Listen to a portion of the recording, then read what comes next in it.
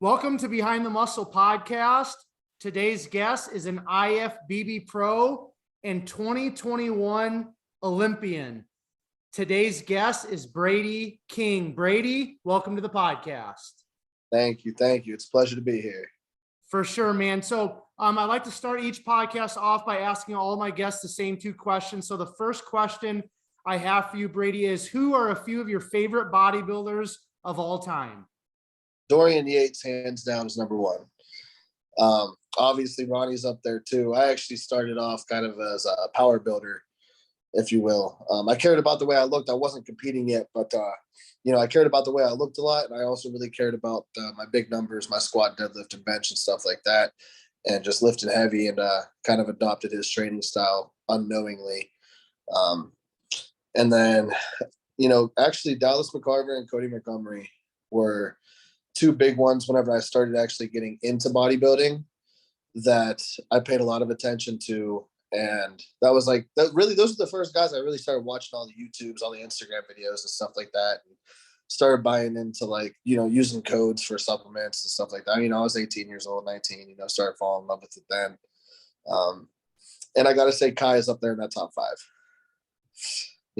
Kai's philosophy and the way he applies psychology to bodybuilding stuck out to me a lot.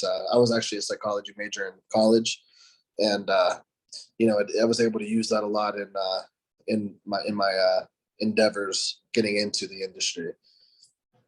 Very cool, man. At what age, Brady, did you start lifting weights, and then why did you start lifting weights at that age?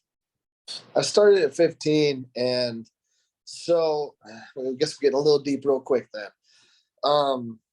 So when I was a freshman, I started hanging out with the wrong crowd and, smoking weed and stuff. I was still a freshman, and now nothing wrong with smoking weed by any means. I still do, hit or miss with it sometimes, but, I was too young and hanging out.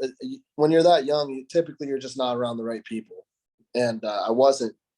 And a kid who looked up to me, one of my best friends, Brandon Rice, he wanted to smoke as well. And he was about 2 or 3 years younger than me. And, I was too young to know that was a bad idea to let him. And so we did. And we smoked out of a Pez dispenser with tinfoil on it. And I let him keep it. And, trying to be like a big brother, oh, you can keep this, man. I got you. And, he kept smoking out of it. Eventually, I don't know if he took the tinfoil off of it or if it just burnt underneath, but eventually it kind of, it started burning down on the inside, and he burned a hole in his lungs, had a chemical burn in his lungs, and ended up in the hospital for about 6 months, needing a lung transplant. He was in a coma, and then right after the transplant, he got an infection and passed away. A lot of people at that time, I was just turned 15. I was a sophomore in high school at this time, and a lot of people said it was my fault, and I felt like it was too. And I talked to his parents a lot too, and I'm very close with them. And they are pretty dead set on believing that he was huffing something as well. They found bags and stuff. I just know what we did, and I know that it's very, very possible that what we did is what caused it. And so, I put a lot of blame on myself, and hearing it from everybody else was very, very difficult. I actually had a girlfriend. My girlfriend at the time broke up with me and said she was tired of her family telling her she was dating a murderer and all this stuff. And so that all basically drove me to just want to be dead. And it became very suicidal. And, my dad walked in. It was probably about a week after his funeral.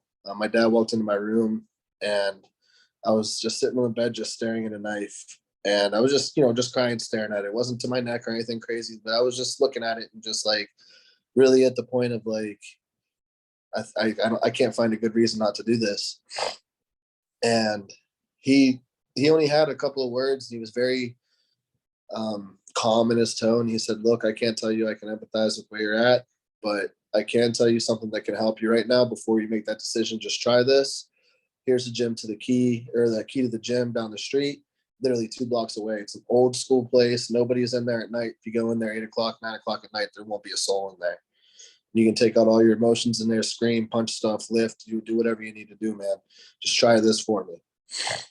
And so I did. I went down, and like you said, there was nobody there, and it was this old hole in the wall. I mean, there was black mold going up the walls. There was leaks all over the place. There was rust all over every piece of equipment in there. I don't think anything had been WD-40'd in probably 15 plus years. Every single dumbbell bent to hell and back. Dumbbell sat like this. And that was kind of where I started to learn to take my frustration out. And I really didn't know what I was doing. I remember every single day I did lat pull downs, cable rows, plate front raises. Like I would just grab a plate and do front raises, dumbbell curls, and skull crushers is all I knew, because my dad had taught me a few things when I was younger, and just in a little basement gym we had. And yeah, I mean, that was really the start of it. I fell in love after that, and it saved me. And I just, since then, it's never been an option to not go to the, it's never even like crossed my mind like to not be in there. It just became my therapy and everything to me. And once I was able to start kind of shifting my passion towards something, at the time I wasn't playing football anymore, so I started kind of shifting. It's like, okay, well, I can train to play football and be a little bit better of a football player and a little bit better of a hockey player. And this gym had all the magazines in it too. It had all the the Jay Cutler on the front, hitting his most muscular in his quad stomp, and I just remember looking at that like wow, that's freaking cool. Like I want to be like that. And after about a year or so, I really started to kind of develop a good physique, and that's when I was like, I might have a little something here. And then, like I said, fast forward a few years later into college, and that's where I started following Kai and Dallas and Cody Montgomery and those guys, and that's where I really was like, yeah, I want to get on stage. And so it was, to this day, man, it's that reason of getting in the gym for Brandon. I think of him every single day, and when I'm in the gym particularly, that's where I feel the most connected to him. And it's like now every time I accomplish something, the first thing I do is I just look up and I'm like, man, thank you, because I know he's part of it. Like I know he's a part of it. There's a reason for everything, and I know God had a reason for that. Beautiful, man. I appreciate you touching on that, Brady. So before we kind of dive fully into all things bodybuilding, tell me just a little bit more, like where did you actually grow up? And then why don't you touch on just maybe like your relationship with your parents and how they really influenced you, and maybe some things that they instilled in you when you were younger. So I grew up in Scottsdale, Pennsylvania. It's about 40 minutes southwest of Pittsburgh. A lot of people will tell you I'm not from Pittsburgh because my phone number is a 724 number, not a 412 number. But still that area is still very, very much ridden with that Pittsburgh hardened, hardworking, working class people. And my dad was a union carpenter his whole life. And, so like that working class mentality has always been all through my family and like through my blood.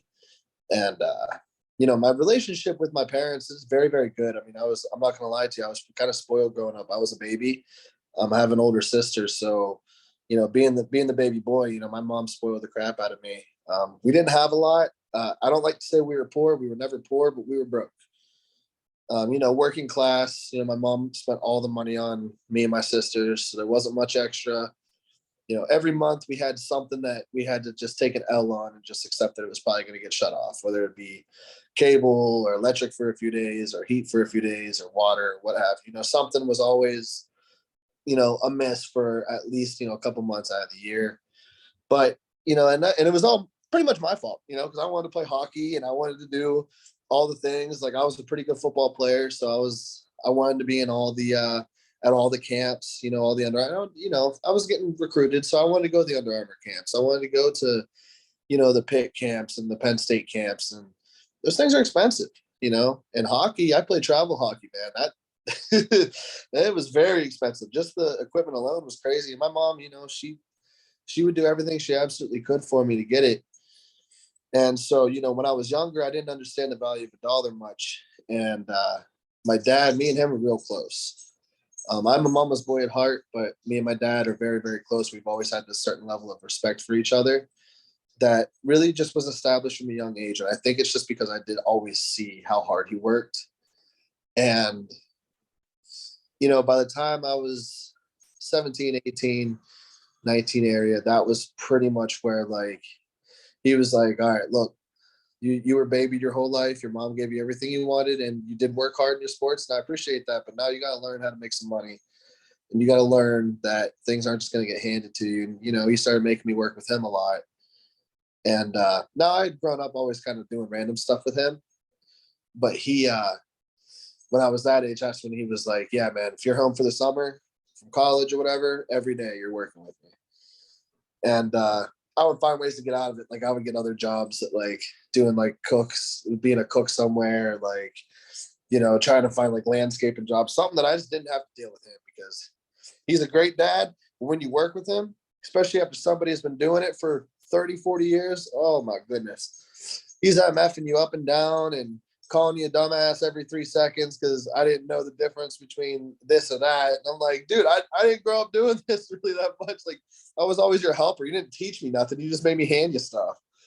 But and plus, man, I gotta tell you, if you don't carry 2 bundles of shingles up a ladder at one time, he freaks out. And even still today, to this day, I cannot carry 2 bundles of shingle up a ladder at one time, and he can carry 2, 3, sometimes 4. And I'm just like, this man's 155 pounds soaking wet. I'm like, how in the Sam hell? He's like, oh, you got to balance. but yeah, man, his work ethic really is what kind of got instilled in me as I got older. Once I got into that 21, 22 range, that's where I really, and like moved away. Moved to Michigan at 21. And that was really when like that hardworking mentality really started to set in. And, to this day, I always tell him like, he'll tell me how proud he is of me. I'm like, I don't know why you're proud of me.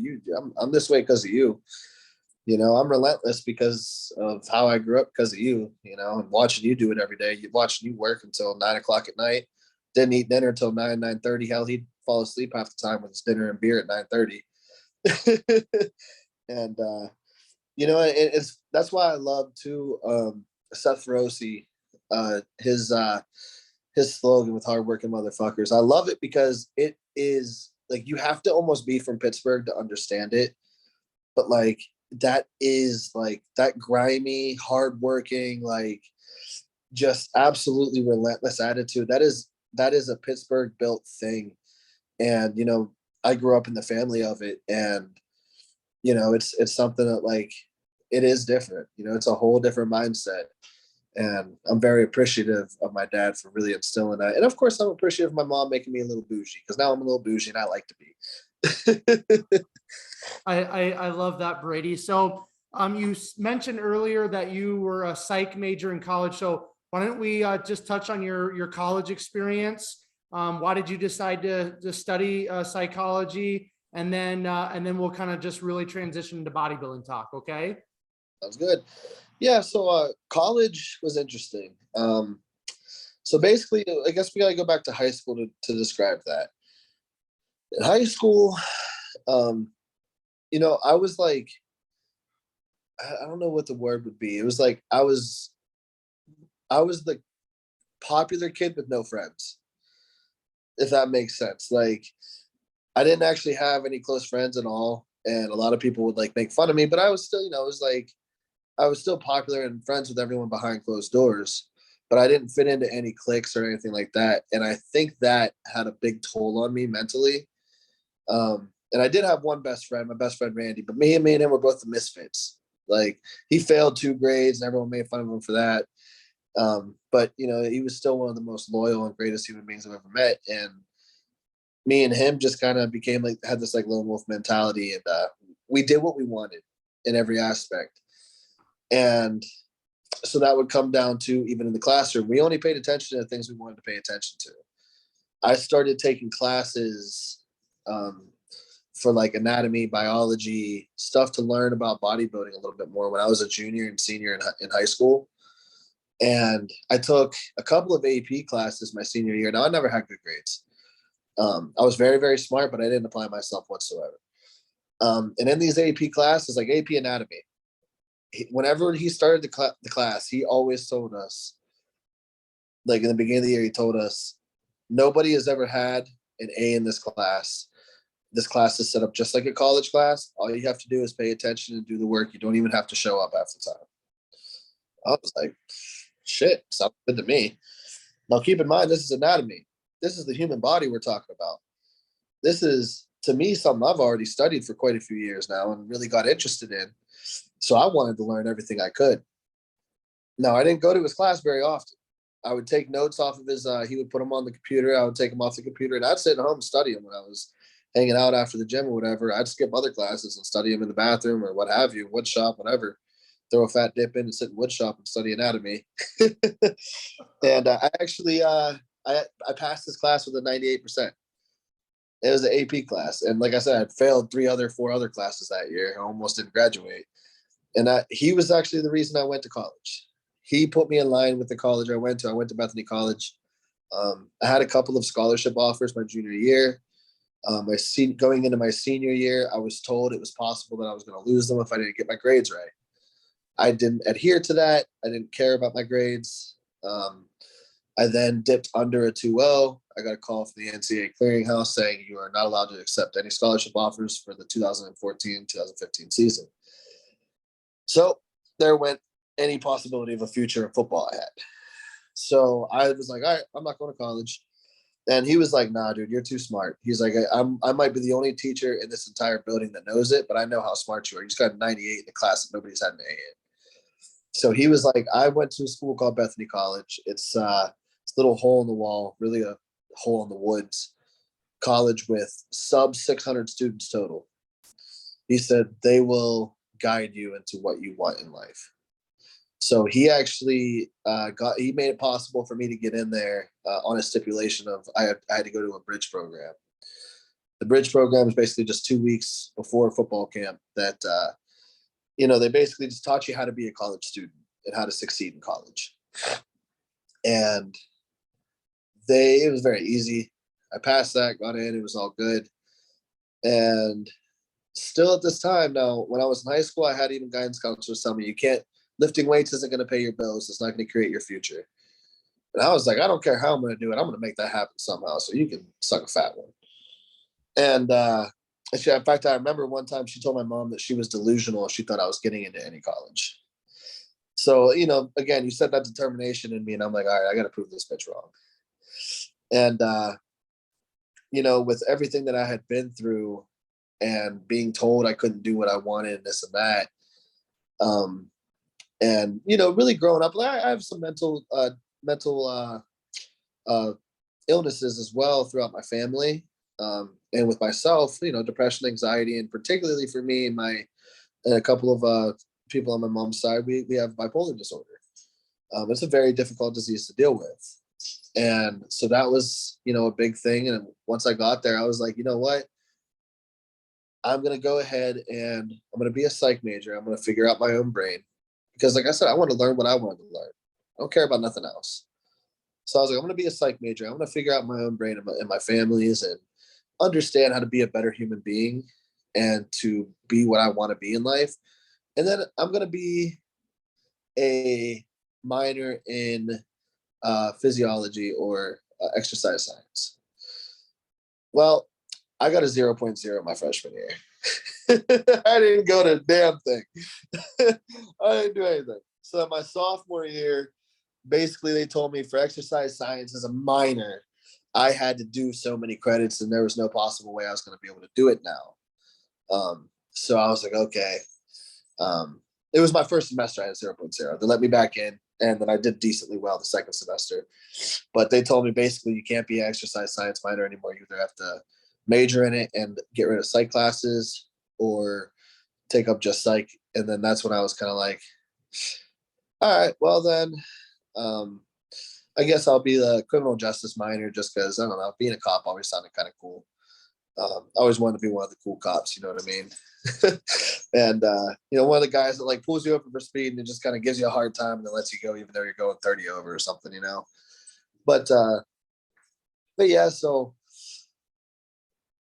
I still, though, just didn't care about taking the classes I was supposed to take, man. Like, I still just blew off so many of, like, our prereqs and, like, our general ed classes. I would just purposely not schedule them. And I would put on my calendar, I would put on my credits. I would take a lot of classes still geared toward exercise science. Again, anatomy classes, biology classes, physiology classes, stuff like this.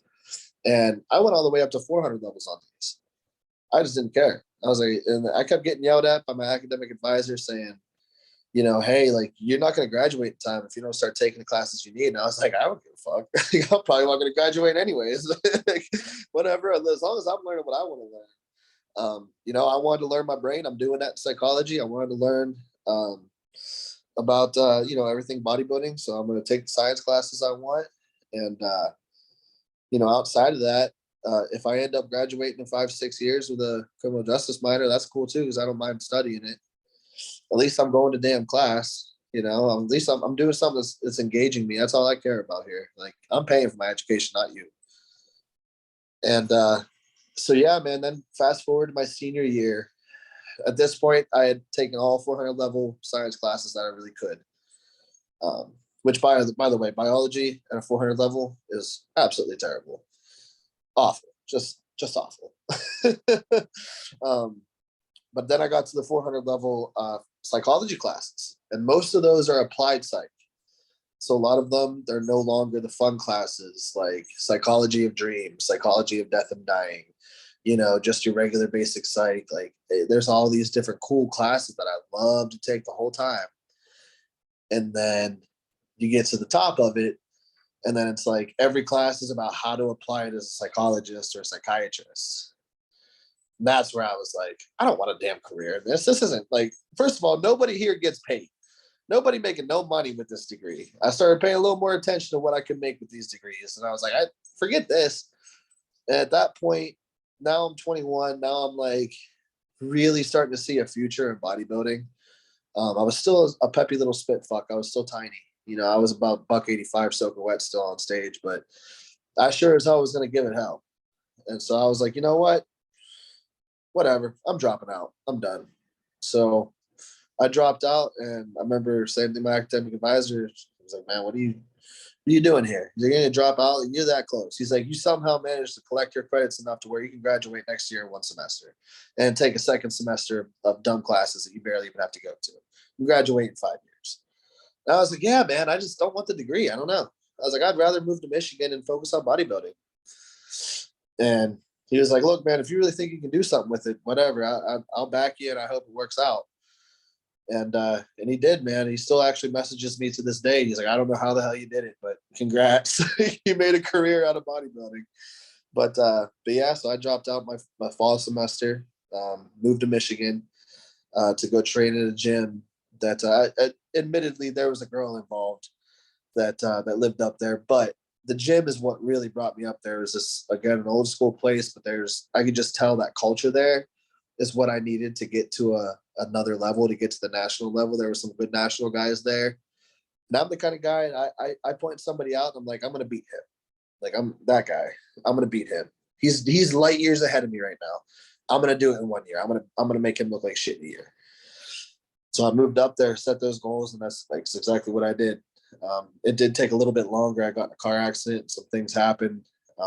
But, you know, then I moved back to Pittsburgh, and next thing you know, I ended up turning pro. And, you know, then it was, okay, now who else can I point out? And how do I get to an Olympia? Who can I beat to get there?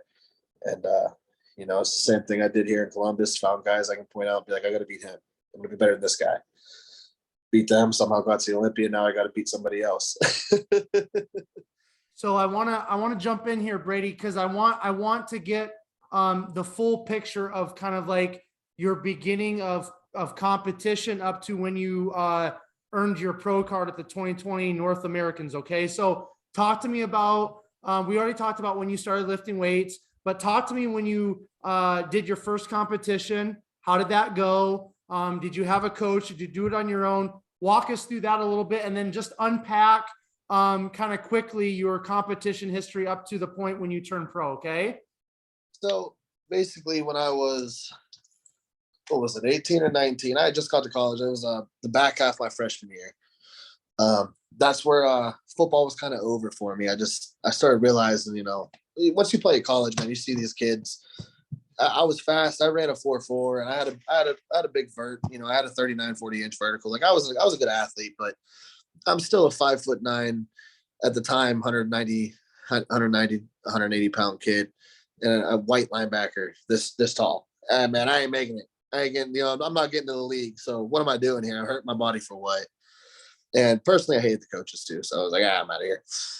So then that's where I really started shifting towards bodybuilding. It was like, I think I'm going to do a show here.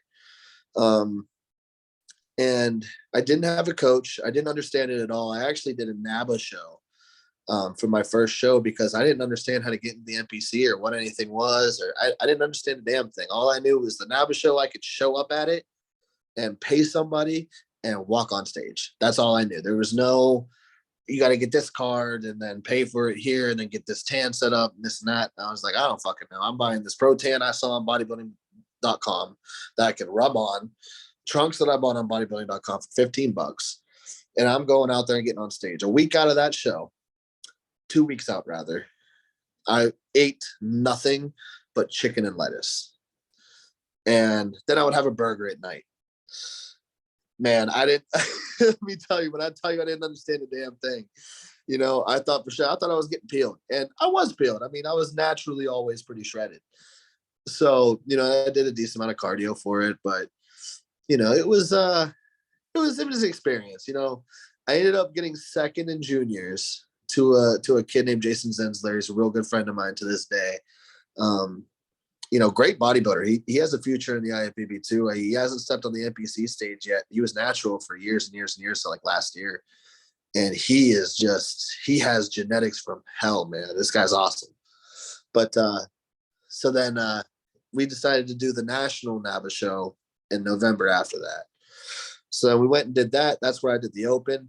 It was me and him, top 1 and 2 in the national open. Against all these, there was no real weight classes. They didn't have enough guys. So everyone was kind of in one class. We ended up top 1 and 2 somehow. And it was just because we were just peeled. Everyone else there was kind of, still fat, soggy. But yeah, so then fast forward from that, that's when I started meeting a couple people. The first person I met who really got me into the NPC was Vince Brasco. I don't know if you ever heard of him. He's, what's his Instagram name? I don't know. He's a bodybuilder. He has dwarfism. He was with 5%. I can't think of his Instagram name off the top of my head to save my life, but he was the one who kind of pointed me in the direction. He's like, "What are you doing in NABA?" He's like, "Dude, come to the NPC. Like, I'll get you ready for the show." Said he would get me ready. Didn't really ever do it. He just kind of slowly guided me. So I just kind of did my own thing, but still got on stage, went to the Julie Palmer, got second in that show. Julie Palmer's a decently big show sometimes. That year was a pretty good show. But fast forward past that, the next year, now we're into my junior year of college. This is where I hired my first coach, Tad Inouye, Tad the diet coach. He was a very good life coach, not such a good bodybuilding coach. He kind of drove me into the ground as far as diet, cardio, and stuff goes, but it is what it is. I was a young kid and he was just trying to get me peeled, and I wasn't really listening to the plan the first couple of months. So, but he brought me into the Pittsburgh, where I did very well. I actually won my class and I lost the overall to Shane Post, who's also a pro now in Classic. That was where I said, okay, I can do this. Then that's when I moved to Michigan after that, shortly after that, and started trying to become a national level competitor. Was a week out of a show actually from Junior Nats where Brett Wilkins won.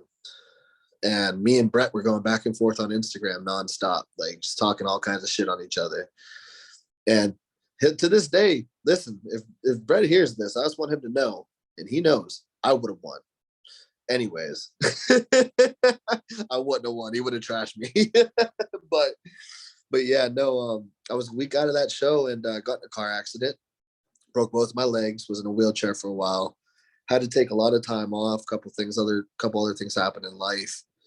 I did do a show as soon as I got out of the wheelchair, but my legs were completely atrophied. I mean, we're talking, they were 18 inches on stage. My arms are 18 inches. So they were gone. I still won my class of that show. It was a pretty big show. Lost the overall. Fast forward about a year after that, and that was where I got with Morgan Rice. And that was where he was like, all right, dude, you got to settle down. He's like, you're all over the place with what you're trying to do here. You got to settle down. We're going to take a year. We're going to grow. We're going to do this right. And we're going to come into the Pittsburgh. You're going to win the overall to Pittsburgh, be Mr. Pittsburgh, and then we'll talk about a national show. So, all right, man, sounds like a plan to me. COVID hits. Pittsburgh gets pushed back. We're about 7 or 8 weeks out of North Americans, not planning on doing it still. He takes me to see Bill Sibilia. I can never say his last name correctly. And he was the one that was like, yeah, you're doing North Americans. He was like, dude, look at you. He's like, you have to. So we did a regional the week before that I actually lost. We did bodybuilding to qualify. And I actually lost it to I can't think of his name off the top of my head right now. Danny Costa. He won. I got second. The next week, we both did North Americans, both in Classic Physique, me Class B, him Class D. We both won our classes, turned pro, and I beat him for the overall. And let me tell you, I was in his face the whole show.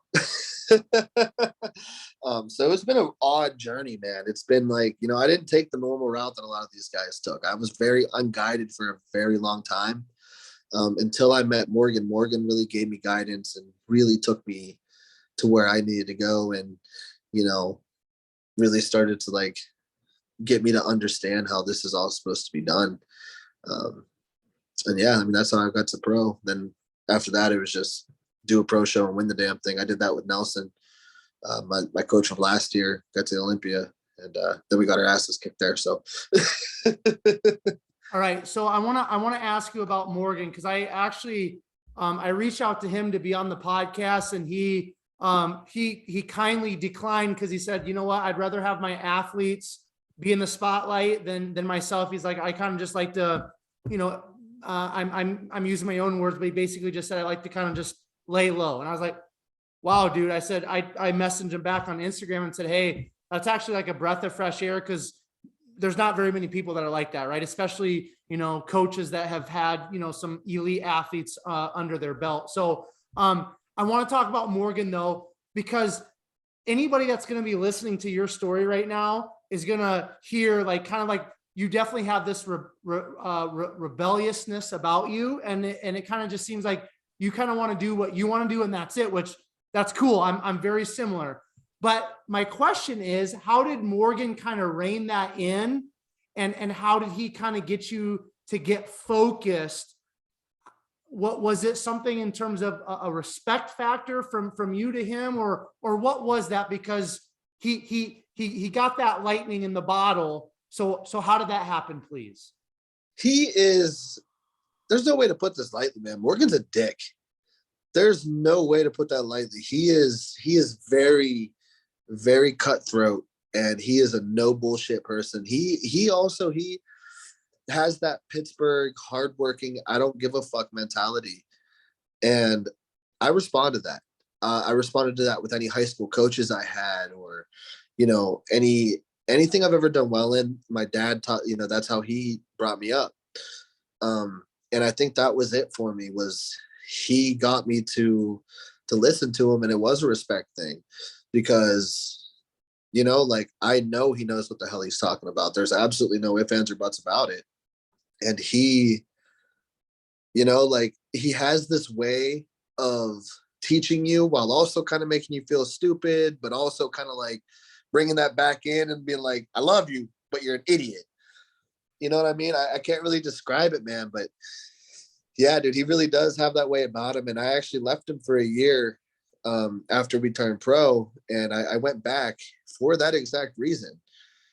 I realized how badly I do need that in my life, and I need that to get where I want to go in the industry.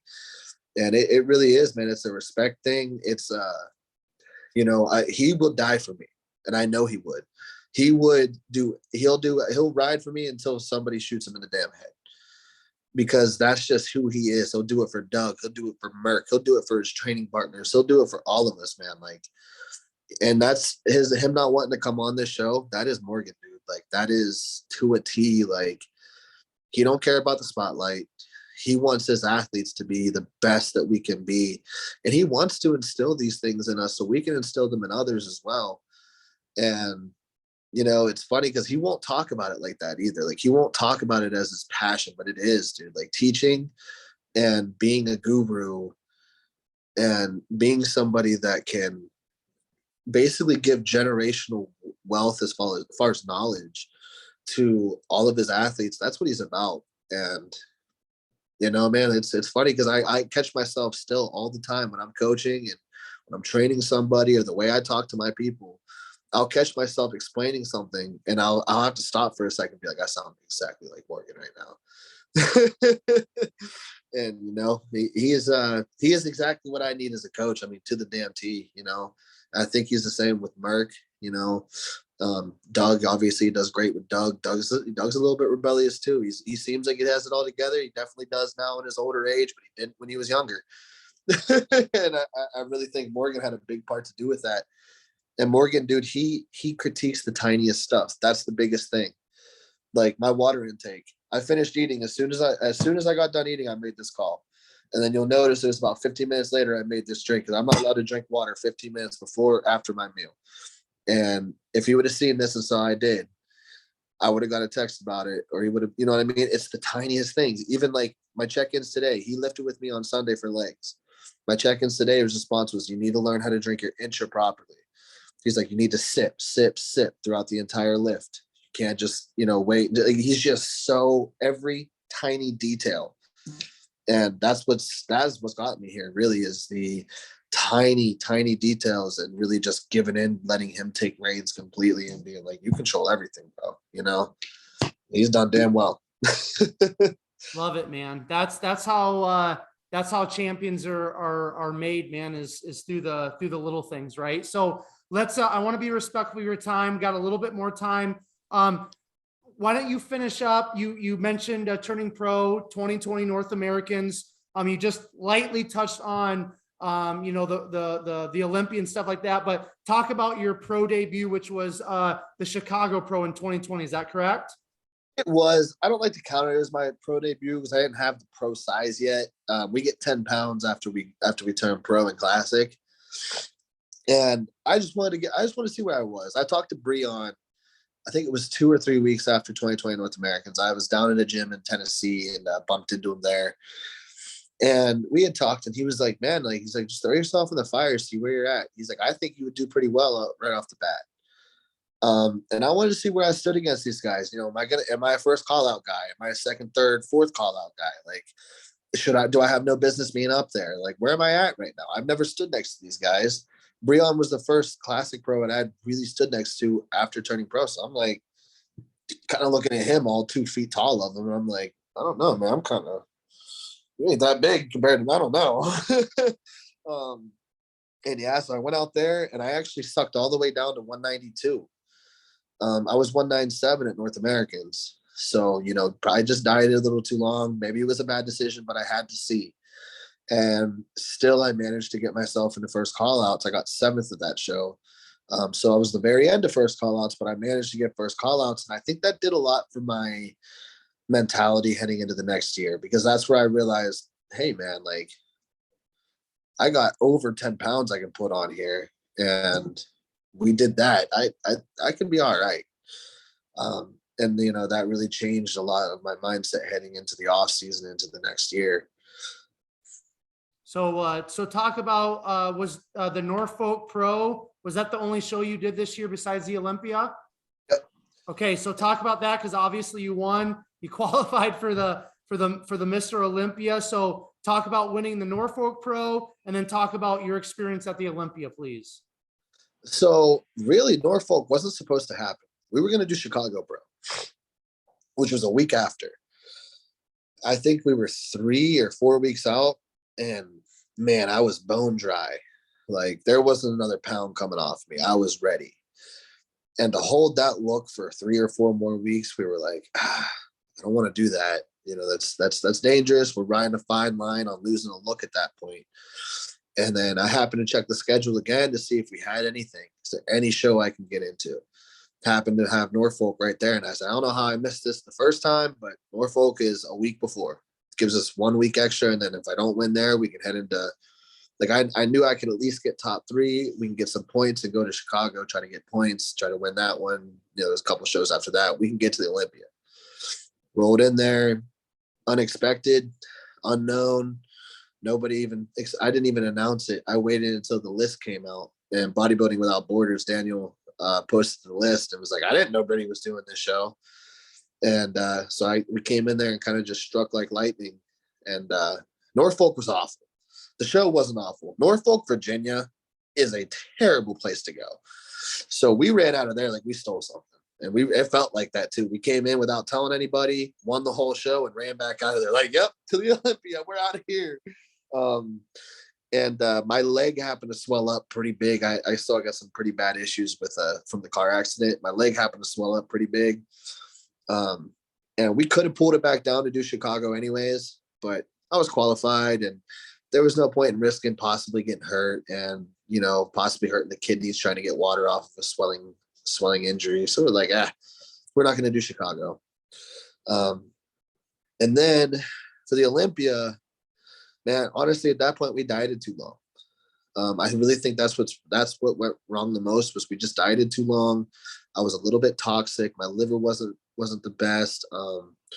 You know, I didn't see any blood work during the time that pointed to that because I didn't get blood work done until 6 weeks post show.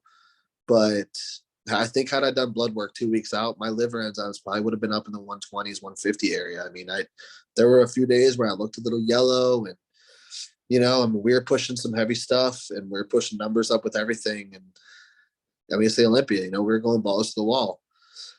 But I definitely wasn't at my best health. I definitely wasn't in the best place. I was starting to lose the look. About 3 weeks out, I looked perfect. 2 weeks out, a little flat, a little watery.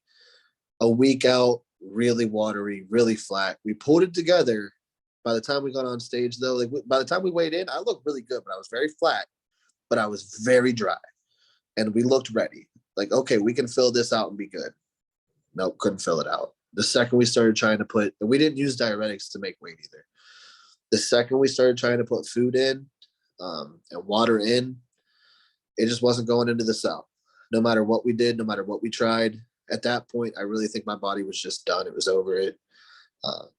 You know, we were trying to eat light to start, not working. Try to go a little heavier, not working. Try to add water, not working. Try to get a little dirty with the food, not working.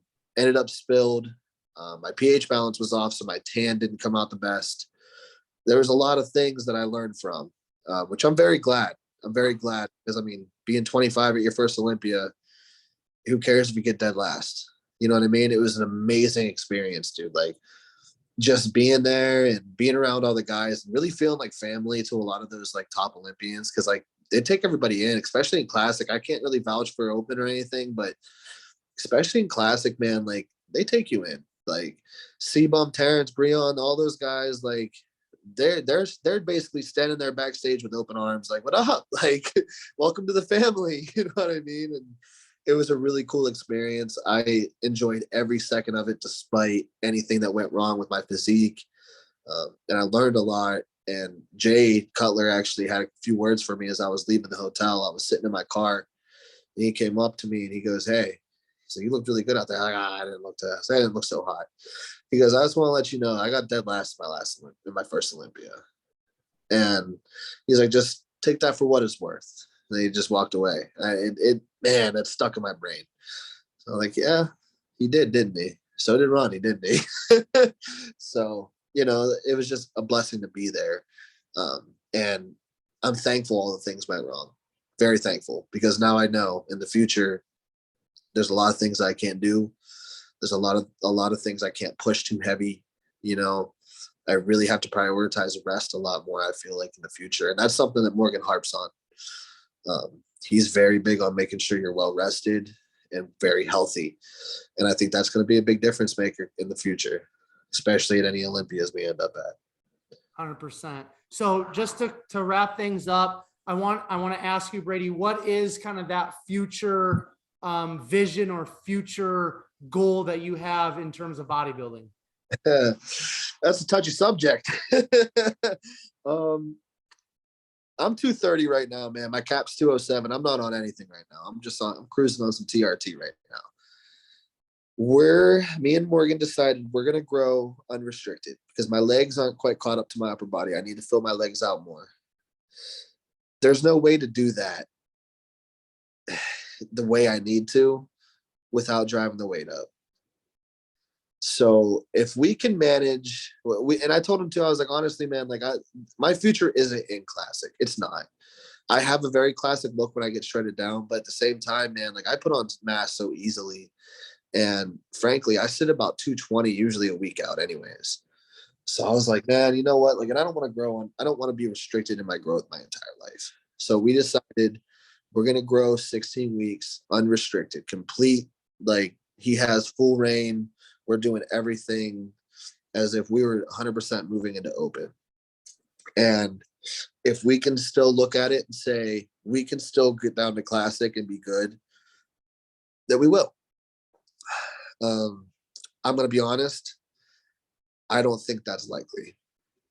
I've been so close to that cap for so long to begin with. I just don't think it's likely. I can, there's a pretty big dollar on the fact that we're probably going to do, if I didn't gain a lot, 212 next year. And if I really grow significantly, we'll probably just take the entire year off. Cruise after the first growth phase, hang out, go enjoy some shows, not compete, and then go into another growth phase and maybe do a late year show to qualify for 2023. But you know, it's very up in the air right now. It's going to come down to what Morgan says. We're going to try to get in front of Gary Udit after the growing phase is over, and really kind of let him be one of the guiding lights on it. Like, you know, yeah, suck it down, or take the rest of the year off and just move into open. You know, so it's tough. It's up in the air right now.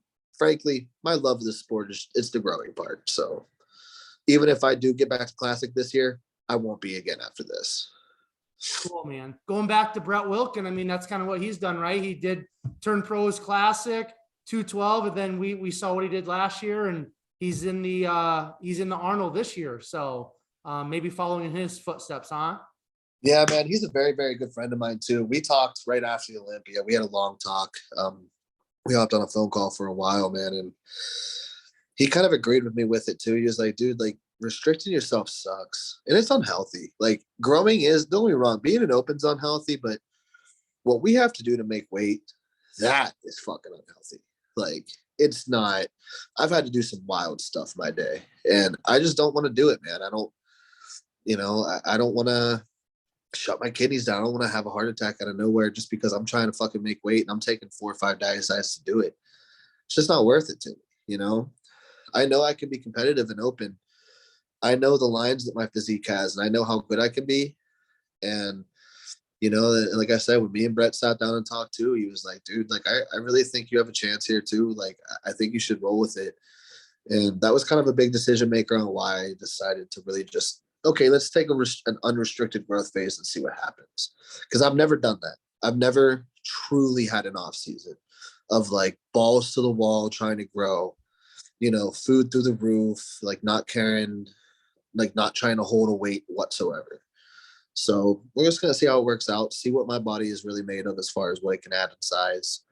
And typically, even without trying to grow, I grow pretty significantly. So, you know, I mean, I'm 25 too.